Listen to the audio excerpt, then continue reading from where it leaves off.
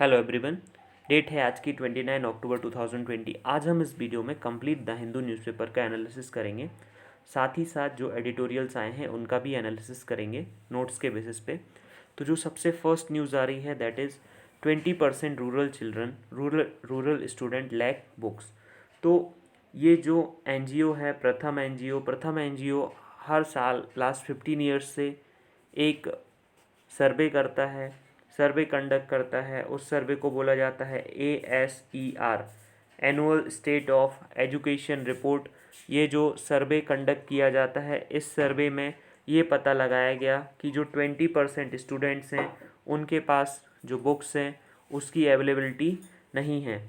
और साथ ही साथ जो कोविड-19 पेंडेमिक की सिचुएशन चल रही है उसकी वजह से, और दूसरा जो इंटरनेट पेनिट्रेशन है वो बहुत कम है।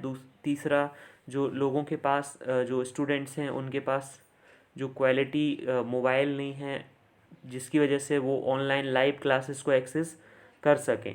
तो यहाँ पे ये जो रिपोर्ट है इसको आप अपने आंसर राइटिंग में कोट कर सकते हैं कि किस कंडीशन की वजह से क्या प्रॉब्लम आ रही है। अगर कोई एजुकेशन से रिलेटेड आपको आंसर लिखना है तो उस आंसर में आप ये असर रिपोर्ट को कोट कर सकते हैं। इसको बहुत ज़्यादा ही कोट किया जाता है। अब इसके बाद कंडीशन क्या है कि जो लर्निंग है उसमें बहुत बड़ा हिट हुआ है। स्टूडेंट्स की जो लर्निंग नॉर्मल कंडीशन में चल रही है अभी वैसी भी नहीं चल पा रही है। अभी 5.3% जो रूरल चिल्ड्रन हैं जिनकी एज 6 to 10 ईयर्स हैं वो इस साल उन्होंने स्कूल में एनरोलमेंट ही नहीं कराया। Means this year they are not studying. 20% जो रूरल चिल्ड्रन हैं उनके पास टेक्स्ट बुक नहीं है। फिर less than 36% of rural children received some learning material और एक्टिविटीज़ फ्रॉम द स्कूल। और 75 जो है इंटरेक्शन 75% ये जो इंटरेक्शन है वो व्हाट्सएप के थ्रू होता है। तो आप सोच सकते हैं कि अगर इंटरनेट पेनिट्रेशन है, मोबाइल की अवेलेबिलिटी है और अवेयरनेस है मोबाइल को यूज़ करने की, तभी एक स्टूडेंट जो है रूरल एरियाज़ में एजुकेशन को एक्सेस कर सकता है। इस पेंडेमिक की सिचुएशन में तो बहुत ही टफ सिचुएशन है। अब जो सेकेंड न्यूज़ है that parliamentary panel ask Twitter for affidavit on geo tagging glitch. Issue क्या है, जो ट्विटर है उन्होंने जो लद्दाख है उसको चाइना का पार्ट दिखा दिया अपने प्लेटफॉर्म पे।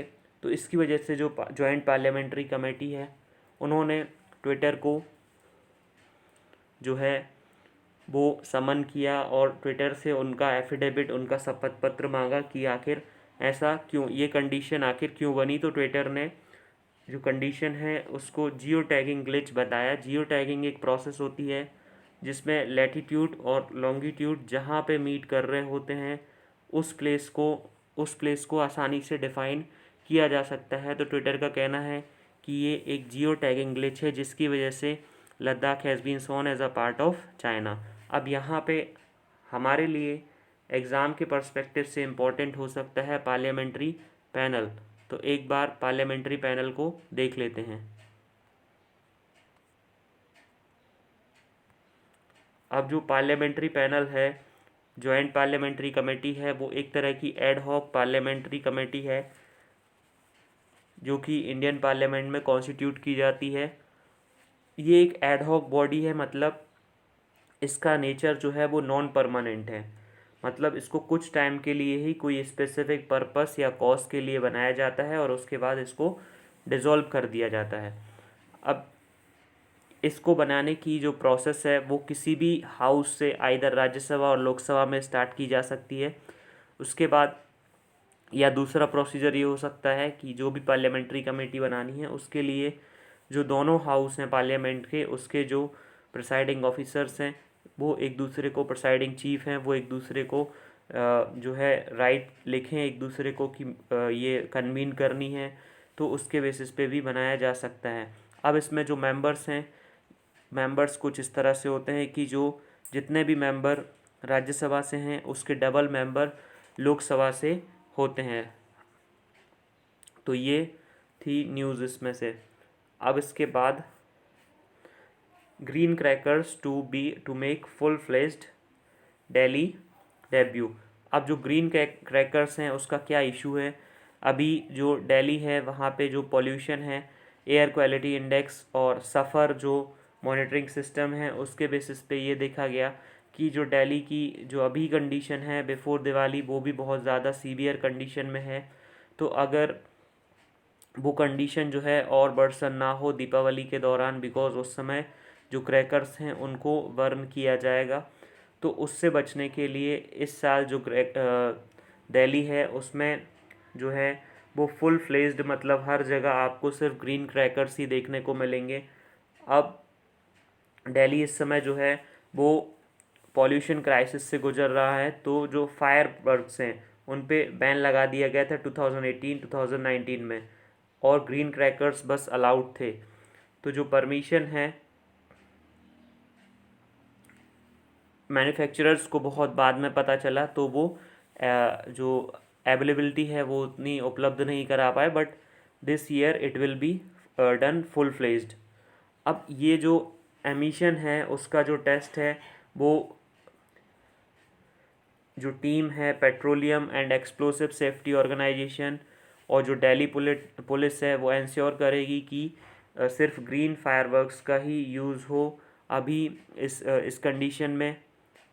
तो जो पीशो है वो लाइसेंस देती है एमिशन टेस्ट करने के बाद कि क्या एमिशन है, उसमें से कितना जो डिफरेंट डिफरेंट गैसेस हैं, स्मोक है, वो निकल रहा है क्रैकर्स को बर्न करने के बाद। तो यहाँ पे अपने लिए एग्ज़ाम के पॉइंट ऑफ व्यू से हो जाता है ग्रीन क्रैकर्स, जो कि आप GS paper 3, GS paper 2, environment pollution and degradation government policies and intervention से रिलेट कर सकते हैं। अब एयर क्वालिटी को ठीक करने के लिए गवर्नमेंट ने ग्रीन फायर क्रैकर्स लॉन्च किए थे।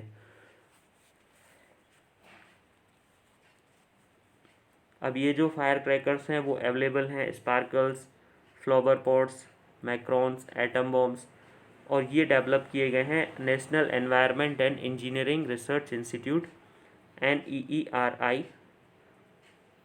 जो कि एक CSIR की लैब है। अब जो CSIR है उन्होंने 230 कंपनीज से जो है एग्रीमेंट साइन किया है जो ग्रीन क्रैकर्स जो है मैन्युफैक्चर करेगी।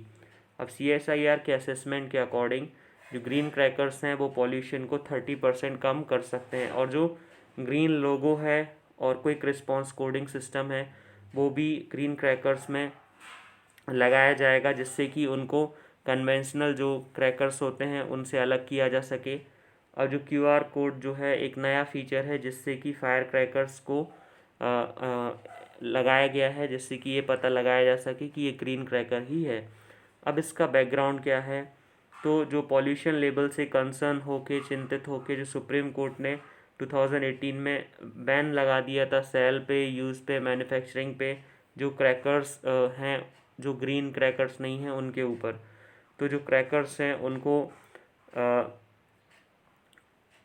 ग्रीन क्रैकर्स का मतलब है कि जो क्रैकर्स हैं वो लाउड नहीं हो सकते कोई सर्टेन लिमिट से ज़्यादा। ये अप्रूव किए जाते हैं petroleum and explosive safety organisation, और इनको फ्री होना चाहिए क्रैकर्स को मरकरी, आर्सेनिक, वेरियम। अब यहाँ पे जो सुप्रीम कोर्ट है उन्होंने मई 2019 में अलाउ किया कि बल्क में मैन्युफैक्चरिंग की जा सके ग्रीन क्रैकर की। CSIR ने जब बोला कि जो ट्रायल सैंपल जो उन्होंने बनाए थे उसको PESO ने अप्रूव कर दिया। अब यहाँ पे CSIR का जो प्रोजेक्ट है ग्रीन क्रैकर में उन्होंने 2 prong अप्रोच अप्लाई की है। एक है इम्प्रूवमेंट, जो ट्रेडिशनल क्रैकर्स हैं जो भी उसमें बेरियम नाइट्रेट का यूज़ होता है उसका लेवल कम करके, और दूसरा जो है बेरियम नाइट्रेट को जो है पोटेशियम नाइट्रेट से रिप्लेस करके। तो अब इसके बाद यहाँ पे जो इम्पोर्टेंट है अपने लिए petroleum and explosive safety organisation, ये है office under department of promotion of industry and internal trade, ministry of commerce and industries. इसको इस्टेब्लिश किया गया था 1898 में as a nodal agency for regulating safety of substance such as explosive, compress gas and petroleum. जो इसका head office है वो नागपुर में लोकेटेड है। और दूसरा national environment and engineering research institute जो है वो CSIR की एक लैब है। CSIR की ऑल ओवर इंडिया में टोटल 38 लैब हैं। तो ये इम्पोर्टेंट न्यूज़ थी अपने लिए। देन यहाँ पे कोई भी इम्पोर्टेंट न्यूज़ नहीं है। इसके बाद anticipatory bail for Mahim MLA।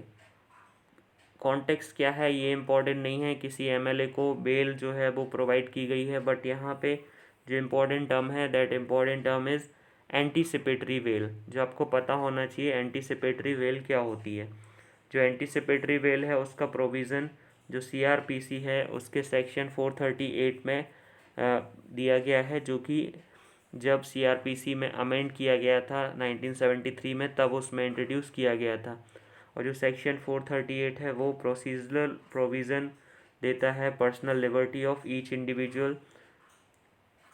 अगर किसी ने कोई क्राइम किया है तो उसको जो है एप्रीहेंड करने से पहले, पकड़ने से पहले ही उसको जो है कोर्ट बेल प्रोवाइड कर देता है। तो that is known as anticipatory bail. You can access these notes by joining the Telegram channel, link is in description. तो आप सारे के सारे जो नोट्स हैं वो एक्सेस कर सकते हैं। इसमें आपका जो बेनिफिट ये है कि आपको जब सारे नोट्स एक ही प्लेस पे मिल जाएंगे तो इससे आपका जो टाइम है वो बहुत कम लगेगा। अगर आप कोई काम कर रहे हैं, so while doing some work you can play this video, तो आप इसको सुन सकते हैं और when you get the time so you can read out the notes. तो इससे आपका जो सारा का सारा रिवीजन है बहुत ही कम टाइम में जो है वो कंप्लीट हो जाएगा। फिर इसके बाद नेक्स्ट जो है सेंट्रल फार्म लॉज जो हैं वो मार्केट रिफॉर्म्स को हिट करेंगे, ऐसा एक्सपर्ट का कहना है। अब ये जो सेंट्रल फार्म लॉज हैं वो जो सेंट्रल गवर्नमेंट है उन्होंने जो है लॉन्च किए थे फार्मर्स की हेल्प करने के लिए, बट यहाँ पे जो राजस्थान का असेंबली सेशन है वहाँ पे जो राजस्थान असेंबली है वो इसके अगेंस्ट जो लॉ है वो लेके आने वाली है, जैसा पंजाब ने अभी पास किया है, जिसके बेसिस पे पूरे स्टेट को उन्होंने APMC मंडी डिक्लेयर कर दिया, जिससे कि कोई भी पर्सन अगर जो मिनिमम सपोर्ट प्राइस है उससे कम में परचेस करता है किसान का प्रोड्यूस तो उसको 3 इयर्स का जेल टर्म प्रोवाइड किया गया है। अब यहाँ पे जो एक्सपर्ट्स हैं उनका कहना है कि ये जो सेंट्रल गवर्नमेंट ने जो ये 3 फार्म लॉ लेके आए हैं वो जो है वो फेडरल स्ट्रक्चर को वायलेट करता है, और जो कॉन्स्टिट्यूशनल राइट्स है स्टेट का एग्रीकल्चरल एक्टिविटीज़ में वो लॉ बना सकते हैं, उसका भी वायलेशन है। The next one is rhino horn trade 7 Kaziranga workers held. तो यहाँ पे ये इम्पोर्टेंट हो जाता है एनवायरनमेंट एंड इकोलॉजी जो पोर्शन है एग्ज़ाम का, उसमें जो काजीरंगा है वो नेशनल पार्क आसाम में है। वहाँ पे जो 7 जो वर्कर्स हैं जो महावत हैं उनको पकड़ा गया, क्योंकि वो जो राइनो हैं उसके जो हॉर्न हैं उसका इलीगल ट्रेड कर रहे थे। तो यहाँ पे अपने लिए जो इम्पोर्टेंट है that is Kaziranga national park. इसको आप GS पेपर 3 से रिलेट कर सकते हैं, कंजर्वेशन से रिलेट कर सकते हैं, गवर्नमेंट पॉलिसीज़ एंड इंटरवेंशन। अब यहाँ पे काजीरंगा जो नेशनल पार्क है वो लोकेटेड है आसाम में, और ये 42,996 हेक्टेयर का एरिया कवर करता है। ये single largest undisturbed and representative area है जो ब्रह्मपुत्र रिवर के फ्लड प्लेन में आता है। इसका लीगल स्टेटस इस तरह से है कि 1974 में इसको नेशनल पार्क डिक्लेयर किया गया, 2007 में टाइगर रिजर्व डिक्लेयर किया गया, और जो टोटल टाइगर रिजर्व एरिया है इसका वो 1030 स्क्वायर किलोमीटर है, और कोर एरिया 430 स्क्वायर किलोमीटर है। अब इसको कुछ इंटरनेशनल स्टेटस भी प्रोवाइड किए गए हैं, जो कि यूनेस्को वर्ल्ड हेरिटेज साइट है, ये 1985 में डेजिग्नेट की गई थी, और इम्पॉर्टेंट वर्ल्ड एरिया है वर्ल्ड लाइफ इंटरनेशनल के अकॉर्डिंग। अब यहाँ पे जो इम्पोर्टेंट स्पीसीज़ फाउंड होती हैं वो सबसे बड़ा मोस्ट वन हॉर्न राइनो यहाँ पे पाए जाते हैं। पोबीटोरा वाइल्ड लाइफ सेंचुरी जो है वो हाईएस्ट डेंसिटी यहाँ पे है वन हॉर्न राइनो की। आपको पता है कि जो वाइल्ड लाइफ सेंचुरीज़ हैं वो नेशनल पार्क के एडजॉइनिंग एरियाज़ हो सकते हैं। और जो सेकंड हाईएस्ट नंबर ऑफ जो राइनोज़ हैं वो in Assam after Kaziranga national park. तो जो ज़्यादातर एफर्ट जो कंजर्वेशन के लगाए जा रहे हैं काजीरंगा नेशनल पार्क में, वो 4 स्पीसीज़ को बचाने के लिए, rhino, elephant, royal Bengal tiger and Asiatic water buffalo, जो 2018 में सेंसस की गई थी। अकॉर्डिंग टू दैट 2413 जो राइनोज़ हैं और 1100 एलिफेंट्स हैं। तो अब यहाँ पे कुछ रिवर्स एंड हाईवेज़ जो हैं वो इधर से पास होते हैं। जो नेशनल हाईवे नंबर 37 इस पार्क से पास होता है। इस पार्क में 250 जो सीजनल वाटर बॉडीज़ हैं, डिम्फू रिवर रनिंग थ्रू इट। जो अदर नेशनल पार्क आसाम के हैं जो आपके लिए इम्पॉर्टेंट हो सकते हैं, Dibru Saikhowa Manas national park, Nameri national park, Rajiv Gandhi Orang national park. तो ये इम्पॉर्टेंट न्यूज़ थी। अब देखिए, ये जो न्यूज़ है वो सिर्फ इतना सा एक आर्टिकल उसमें आया कि राइनो जो है 7 वर्कर्स को हेल्ड किया गया। बट आपके लिए जो काजीरंगा नेशनल पार्क है वो एज अ ब्रॉड पर्सपेक्टिव एक ब्रॉड टॉपिक है जो आपके लिए एग्ज़ाम के पॉइंट ऑफ व्यू से इम्पोर्टेंट हो सकता है। यहाँ पे राइनो का जो इलीगल ट्रेड है वो हाँ ठीक है, हालांकि ये गलत है, लेकिन ये जो न्यूज़ है इससे आपको क्वेश्चन नहीं बनेगा। बट अगर आप इसका जो ब्रॉड टॉपिक है ये काजीरंगा नेशनल पार्क, उसको अगर आप रीड कर लेते हैं और उसके बारे में पता लगा लेते हैं क्या क्या इन्फॉर्मेशन है, तो आपके लिए जो आसानी है एग्ज़ाम में अपनी बात को लिख पाना या फिर प्रीलिम्स एग्ज़ाम में क्वेश्चन को टिक कर पाना। देन इसके बाद यहाँ पे अपने लिए इम्पोर्टेंट नहीं है। Then next one is NCB seizes contraband hidden in courier shipment in Mumbai. जो नारकोटिक्स कंट्रोल ब्यूरो है उनकी जो मुंबई यूनिट है, उन्होंने 580 ग्राम जो है वो कैनेबिस गांजा जो है वो एक पर्सन के शिपमेंट में से पता लगाया जो कि कोरियर सर्विस का था। तो अब ये कॉन्टेक्स्ट इम्पॉर्टेंट नहीं है अपने लिए, इम्पॉर्टेंट है NCB जो कि नारकोटिक्स कंट्रोल ब्यूरो है। इसको आप GS paper 2, GS paper 3 government policies and intervention से रिलेट कर सकते हैं। इसको कॉन्स्टिट्यूट किया गया था गवर्नमेंट ऑफ इंडिया ने 1986 में under the narcotics act, drugs and psychopathic substance act 1985 में। ये एपेक्स कोऑर्डिनेटिंग एजेंसी है मिनिस्ट्री ऑफ होम अफेयर्स, मतलब मिनिस्ट्री ऑफ होम अफेयर्स के काम में भी ये कोऑर्डिनेट करती है। जो नेशनल पॉलिसी है वो जो narcotics drugs and psychopathic substance, वो आर्टिकल 47 ऑफ इंडियन कॉन्स्टिट्यूशन पे बेस्ड है, जो कि directive principle of state policy के अंडर आता है, जिसमें कि स्टेट्स को ये डायरेक्ट करता है कॉन्स्टिट्यूशन कि जो भी ये सब्सटेंस हैं उनका प्रोहिबिशन किया जाए, उनके कंजम्पशन पे मेडिसिनल पर्पसेस को छोड़ के, और जो इनटॉक्सिकेटिंग ड्रग्स हैं उन जो कि हेल्थ के लिए इंजूरियस हैं उन सब का प्रोहिबिशन किया जाए। अब जो ड्रग अब्यूज़ कंट्रोल है और उसकी रिस्पॉन्सिबिलिटी सेंट्रल गवर्नमेंट की है। पेनल्टी प्रोवाइड करता है, penalty of property drive from use illegal trade traffic in narcotic drugs. जो एक्ट है वो प्रोविज़न है इसमें constituting central authority for the purpose of exercising power and function of central government under the act. अब जो recent news है, उन्होंने NCB ने जो है वो कंट्रीज़ का जो डार्क नेट है, डार्क नेट क्या होता है, जो एक हिडन नेटवर्क होता है ये लोगों का, जहाँ पे जो लोग हैं वो आपकी और मेरी नज़र से भी बाहर जो है आपस में कम्युनिकेट कर सकते हैं और वहाँ पे जो है इलीगल ट्रेड प्रैक्टिसेस को जारी रख सकते हैं। That is known as dark net. अब यहाँ पे ये अपने लिए इम्पोर्टेंट नहीं है। देन कुछ आर्टिकल जो डिस्कस करने हैं आज। सबसे पहला जो आर्टिकल है वो 2+2 डायलॉग के बेसिस पे है।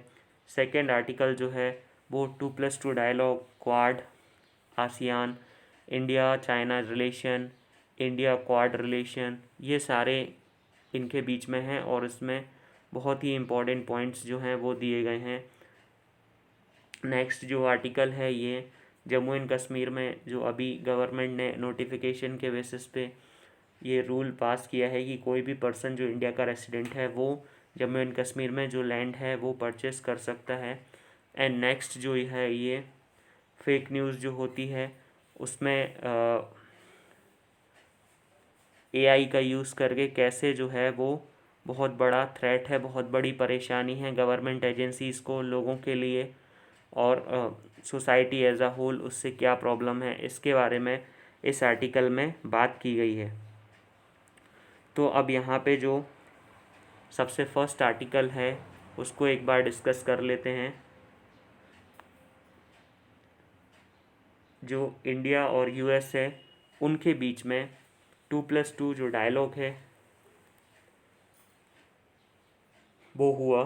तो इसमें जो यूएसए के जो फॉरेन अफेयर मिनिस्टर हैं, जिनको सेक्रेटरी ऑफ स्टेट माइक पेम्पियो हैं, जो वो माइक पेम्पियो ने अपने पूरे के पूरे जो कॉन्टेक्स्ट है, जो भी उन्होंने वक्तव्य दिया, उसमें पूरा उन्होंने चाइना का हर बार जो है बात की।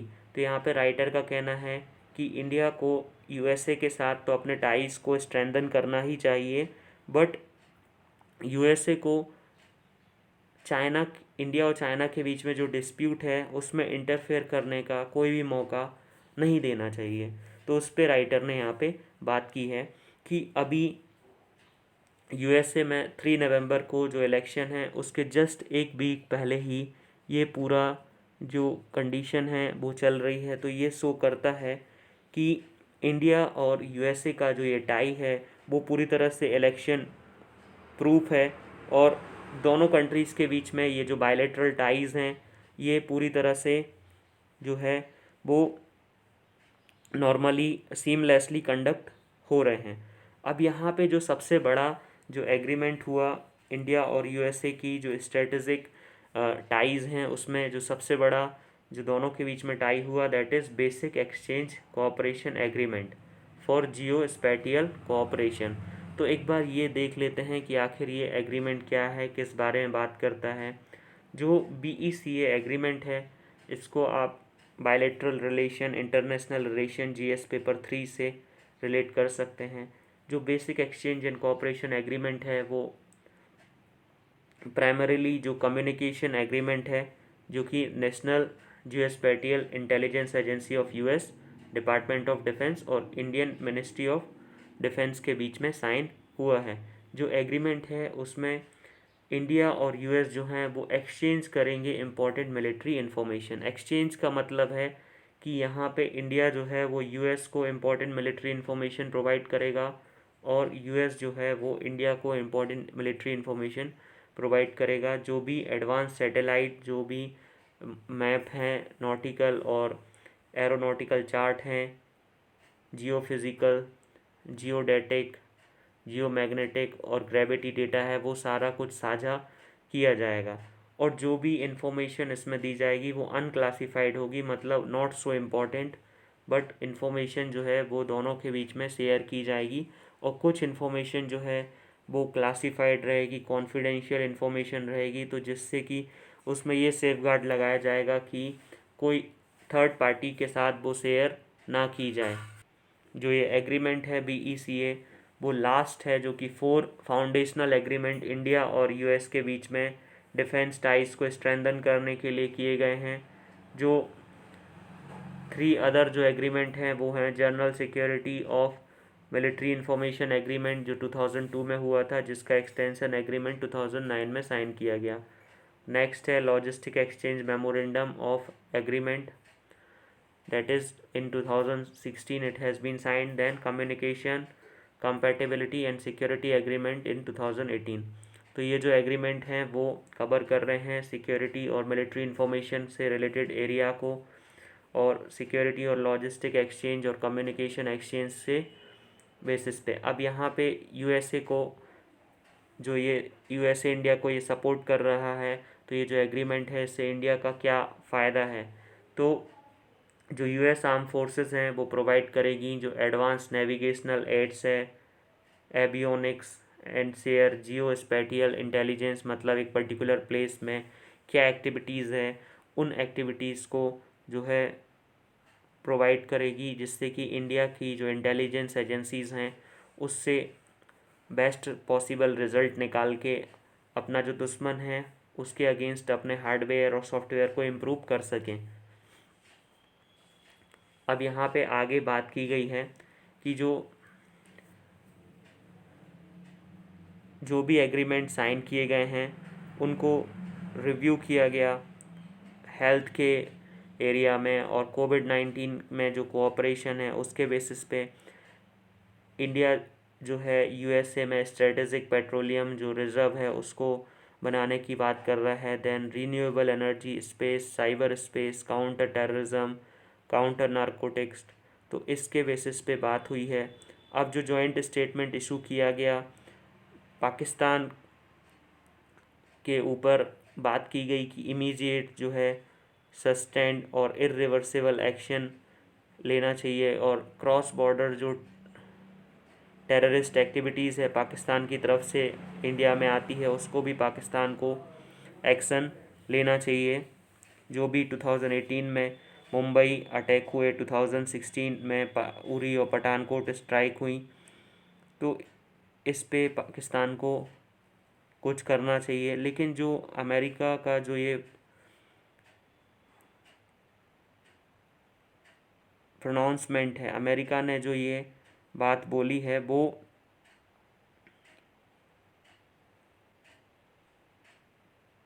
नॉर्मली उन्होंने चाइना को सामने रख के सारी की सारी अपनी बात बोली है। यूएस सेक्रेटरी ने हर बार जो है वो बीजिंग का रेफरेंस दिया है। तो इंडिया को ये चाहिए कि वो अपने जो रिलेशन है चाइना के साथ, उनमें जो है यूएसए को इंटरफेरेंस किसी भी तरह का करने का मौका नहीं देना चाहिए। अब जो BECA एग्रीमेंट हुआ है वो एक इम्पॉर्टेंट एडिशन है इंडिया के डिफेंस और स्ट्रेटेजिक कैपेबिलिटीज़ में, और ये सिग्निफिकेंट है कि इंडिया जो यूएस के साथ जो टाइज़ हैं वो जो हैं अभी और रिफॉर्म्ड हो रहे हैं, मतलब और अच्छे हो रहे हैं। अभी जब यूएसए में इलेक्शन हो जाएंगे उसके बाद इन टाइज को फिर से रिव्यू किया जाएगा, तो उसमें एक प्रकार से टाइम लगेगा। लेकिन अभी जो ये कंडीशन है उस कंडीशन में अगर यूएसए इंडिया के ऊपर इतना भरोसा दिखा रहा है तो इंडिया को भी थोड़ा कॉशियस होना चाहिए। अब यहाँ पे ये जो नेक्स्ट आर्टिकल है वो बात करता है कि जो सेंट्रल गवर्नमेंट है उन्होंने जम्मू एंड कश्मीर में जो है नोटिफाई किया कि जो भी लैंड है वो नॉन परमानेंट जो सिटीज़न हैं Jammu and Kashmir union territory के, वो आके यहाँ पे परचेज़ कर सकते हैं। पहले कुछ सिस्टम ऐसा था कि उसमें जो परमानेंट रेसिडेंट हैं जम्मू एंड कश्मीर के वो ही परचेज़ कर सकते थे आर्टिकल 370 के रिवोक होने से पहले। अब जो सबसे बड़ा जो आर्टिकल 370 को जब गवर्नमेंट हटा रही थी तो उसका सबसे बड़ा रीज़न गवर्नमेंट ने यही दिया था कि जो इन्वेस्टमेंट एक्टिविटीज़ हैं, जो इंडस्ट्रियल एक्टिविटीज़ हैं, वो जम्मू एंड कश्मीर में नहीं हो पाती, बिकॉज़ यहाँ पे जो है वो रिस्ट्रिक्शन लगाया हुआ है कि जो नॉन परमानेंट सिटीजन्स हैं वो लैंड परचेस नहीं कर सकते। तो अभी ये अगर लैंड का परचेसिंग जो ये नया रूल सेंट्रल गवर्नमेंट लेके आई है, इससे जो आने वाले टाइम में जो फ़ायदा है वो जम्मू एंड कश्मीर को होने वाला है, जिससे कि industrial activities Jammu and Kashmir में धीरे धीरे बढ़ने वाली है। बट थोड़ा अभी रिस्ट्रिक्शन गवर्नमेंट ने रखा हुआ है कि जो एग्रीकल्चरल लैंड है उसको नॉन एग्रीकल्चरल पर्पसेस के लिए ट्रांसफ़र करने के जो पावर्स हैं वो उन्होंने थोड़े डिस्ट्रिक्ट कलेक्टर को दे के रखे हैं। अब इसके बाद यहाँ पे ये जो आर्टिकल है वो बात कर रहा है कि जो इंडो पैसिफिक टॉक है उसमें आखिर क्या इशू है, उसके बारे में ये बात की जा रही है कि जो रिसेंटली इंडिया और यूएसए के बीच में जो एनुअल 2+2 मिनिस्टेरियल डायलॉग हुआ, उसमें जो इंडिया का जो क्वाड ग्रुपिंग है, क्वाड्रिलेटरल सिक्योरिटी डायलॉग है, इंडो पैसिफिक है, और यूनाइटेड स्टेट्स का जो पोटेंशियल अलायंस पार्टनर है, तो इसके बेसिस पे अभी ये चारों जो इवेंट हैं, क्वाड का इवेंट हो गया, इंडो पैसिफिक थ्रेड का इवेंट हो गया, दूसरा इंडो पैसिफिक कोऑपरेशन का इवेंट हो गया, 2+2 डायलॉग हो गया, चाइना से थ्रेट है, ये सारे जो चारों इवेंट हैं वो आपस में जो है एक मिली जुली पिक्चर आपको दे रहे हैं। अब जो इंटरनेशनल कम्युनिटी है उसने इंडिया के ऊपर बहुत बड़ा जो अपना भरोसा है वो दिखाया है, जिसके बेसिस पे इंडिया को एक डिसिसिव रोल जो है वो प्ले करना है रीजन के स्ट्रेटेजिक फ्यूचर के लिए। अब मिड 2020 में वर्ल्ड ने ये एक्सपेक्ट किया था कि इंडिया जो है वो एक इकोनॉमिक पावर हाउस बन के आए, और साथ में अभी जो एक्सपेक्टेशन है वर्ल्ड ऑर्डर की कि इंडिया जो है वो स्ट्रेटेजिक और मिलिट्री के लेवल पे एक बड़ा एक रोल प्ले करे इस रीजन में। तो अब यहाँ पे जो क्वाड है उस फोरम के बारे में बात की गई है कि इंडो पैसिफिक जो रीज़न है उस रीजन में जो ये ग्रैंड पॉलिटिकल कोऑपरेशन हुआ है 4 कंट्रीज़ के बीच में, Japan, India, Australia and USA. तो अब यहाँ पे डिपेंड करता है कि कोई इसको कैसे व्यू करना चाहता है। तो जो क्वाड के जो मेंबर्स हैं वो सबसे बड़े मेजर स्टेट्स हैं इंडो पैसिफिक रीजन में, और ये जो क्वाड है उसका मेन जो मकसद है इसको बनाने का वो लाई करता है चाइना को काउंटर करने के लिए। अगर इसमें से इंडिया को हटा दिया जाए तो फिर जो क्वाड है वो उतना मजबूत नहीं हो पाएगा। तो जो इंडो पैसिफिक है वो और क्वाड है दोनों को कॉमन ही मान लिया जाता है, बट वो थोड़ा अलग है। जो फर्स्ट है वो एक पॉलिटिकल इकोनॉमिक विज़न है और दूसरा मिलिट्री स्ट्रेटेजिक विज़न है, क्योंकि जो इंडो पैसिफिक रीजन है वो एक इकोनॉमिक रीजन की तरह वहाँ पे फ्री ट्रेड के बारे में बात की गई है, बट जो क्वाड है वो एक स्ट्रेटेजिक और मिलिट्री ग्रुपिंग है जो कि चाइना का जो अग्रेशन है उसको काउंटर करने के लिए फॉर्म की गई है। अब जो इंडिया जो है उसमें आखिर क्या कंडीशन आ रही है कि इंडिया के सामने हर्डल क्या है। अगर इंडो पैसिफिक रीजन में जो है ये स्ट्रेटजी उसको सरवाइव करना है तो इंडिया को स्ट्रॉन्ग इकोनॉमिक पार्टनरशिप करनी होगी जितनी भी कंट्रीज़ हैं और मेंबर्स हैं उनके बीच में। अकेले मिलिट्री कोऑपरेशन से काम नहीं चलने वाला जब तक कि इकोनॉमिक कोऑपरेशन नहीं किया जाए। और दूसरी बात यह है कि जो इंडिया है वो आरसीईपी जो आसियान कंट्रीज़ के बीच में और ऑस्ट्रेलिया, न्यूजीलैंड, साउथ कोरिया, साथ में चाइना, इनके बीच में जो ग्रुपिंग थी 16 कंट्रीज़ की, उससे इंडिया जो है वो बाहर हो गया। तो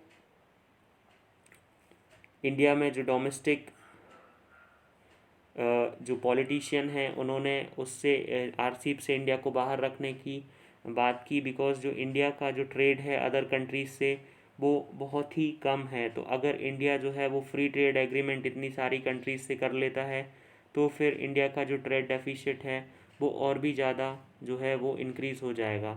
अब देखा जाए तो इंडिया जो है वो ऑस्ट्रेलिया से इंडिया का कोई भी फ्री ट्रेड एग्रीमेंट नहीं है, न्यूजीलैंड के साथ नहीं है, यूएस के साथ नहीं है, बांग्लादेश के साथ नहीं है, मालदीव के साथ नहीं है, बट इंडिया का जो एफटीए एग्रीमेंट है वो साउथ कोरिया, आसियान, जापान और श्रीलंका के साथ है।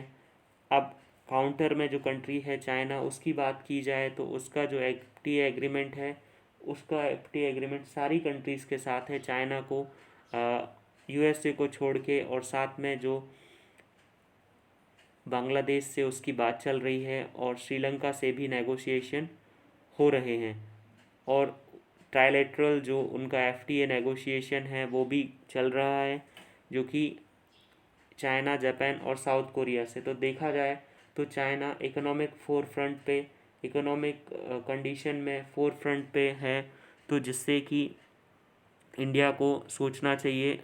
यहाँ पे राइटर ने बात की है कि जो स्ट्रेटेजिक टॉक है अकेले उससे कुछ भी नहीं हो सकता जब तक कि इकोनॉमिक जो कंडीशंस हैं उस पर बात नहीं की जाए। अब जो चाइना जो है उसका जो लार्जर मिलिट्री रीच है वो, दूसरी बात यह है कि इंडिया का जो मिलिट्री रीच है वो इन कंट्रीज़ के साथ नहीं है। बहुत सारी जो इंडिया के नेबरिंग कंट्रीज़ है उनके साथ इंडिया का मिलिट्री रीच उतना अच्छा नहीं है जितना कि चाइना का है, क्योंकि जो बीजिंग है, मतलब चाइना की बात की जा रही है, वो एक इम्पॉर्टेंट डिफेंस सप्लायर है बहुत सारे रीजन में, Bangladesh, Myanmar, Sri Lanka, Indonesia, Malaysia and Philippine, Thailand, जो कि इंडिया की जो मिलिट्री कैपेबिलिटीज़ हैं, मिलिट्री की जो सेल्स हैं, उसको बहुत छोटा दिखाता है इन कंपैरिजन विद। तो इससे इंडिया इंडिया जो है वो उसको देखना चाहिए, ओकेजनली जो जॉइंट मिलिट्री एक्सरसाइजेज हैं वो परफॉर्म करनी चाहिए डिफरेंट डिफरेंट रीजन में, और इंडिया को अपनी जो इकोनॉमिक कैपेबिलिटीज़ हैं इन कंट्रीज़ में उसको बहुत आगे बढ़ाने की ज़रूरत है।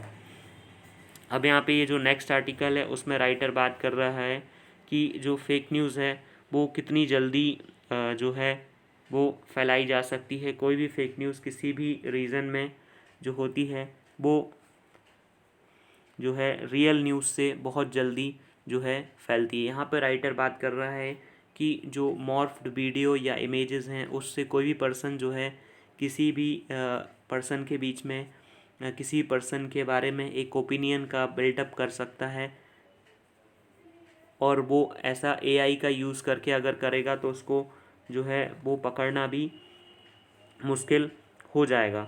अब जैसे अगर कोई वोटिंग होनी है और वोटिंग के पहले ही अगर किसी लीडर का जो मॉर्फ वीडियो है वो रिलीज़ कर दिया जाए तो इससे वोटर्स को जो है वो पोलराइज़ किया जा सकता है। अगर कोई एक कम्युनिटी को बिलोंग करने वाला जो लीडर है वो किसी दूसरी कम्युनिटी के अगेंस्ट कुछ बोल दे, कोई एक वीडियो या ऑडियो या इमेज के माध्यम से अगर उसको पोर्ट्रे करें डीप फेक्स के माध्यम से, मतलब फेक इमेज और वीडियो के माध्यम से, तो फिर रॉयट होने का भी खतरा हो सकता है। तो इसमें राइटर ने मेजर सॉल्यूशन प्रोवाइड किए हैं कि गवर्नमेंट को इसके लिए जो है लेजिस्लेशन लेके आना चाहिए, साथ में लोगों को ज़्यादा से ज़्यादा जो है वो अवेयर करना चाहिए, साथ में गवर्नमेंट को इसके लिए जो स्ट्रिक्ट रूल्स हैं वो बनाने चाहिए, और प्लेटफॉर्म पॉलिसीज़ जैसे कि ट्विटर है, फेसबुक है, जितने भी सोशल मीडिया हैं उनका कंट्री स्पेसिफिक प्लेटफॉर्म पॉलिसीज़ बनानी चाहिए। बिकॉज अदर कंट्रीज़ में अलग प्रॉब्लम होती, इंडिया में अलग प्रॉब्लम होती, तो उसके बारे में बात की है राइटर ने। Thank you very much.